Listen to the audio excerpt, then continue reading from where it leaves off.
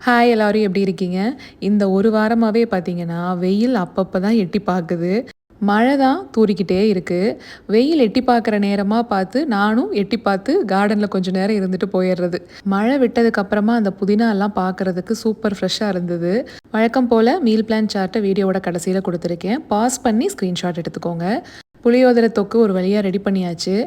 இந்த முருங்கைக்கீரை வாங்கிட்டு வந்திருந்தேனா, அத எப்பவுமே பொரியல் செய்வேன். பசங்க அந்த அளவுக்கு விரும்பி சாப்பிட மாட்டாங்க. அவங்களுக்குன்னு தனியா கேரட்ல ஏதாவது பொரியல் செஞ்சு அன்னைக்கு மட்டும் குடுத்துருவேன். நாங்க இந்த ராகி ரொட்டி எல்லாம் செய்றப்ப கூட முருங்கைக்கீரை போட்டுக்குவோம். ஆனா என் பசங்கள சாப்பிட வைக்கணும்னா, ஒண்ணு சட்னியா அரைக்கணும், இல்ல துவையல் மாதிரி சாதத்துல போட்டு குடுக்கணும். அதுக்கு தான் கிளீன் பண்ணிட்டு இருந்தேன். 2 பேட்சா தனித்தனியா எடுத்து ஜிப்லாக்ல போட்டிருக்கேன். ரொம்ப நாளைக்கு ஸ்டோர் பண்ற மாரி இருந்தா, ஒரு டிஷ்யூ பேப்பர் வச்சு நான் ஸ்டோர் பண்ணுவேன். இது வந்து அடுத்த நாளே நான் யூஸ் பண்ண போறேங்கிறனால டிஷ்யூ பேப்பர்லாம் போடல, அப்படியே வச்சுட்டேன். ஒண்ணு ராகி ரொட்டிக்கு கம்மியா இருக்கிறது, இன்னொன்னு துவையல் ரெடி பண்றதுக்கு.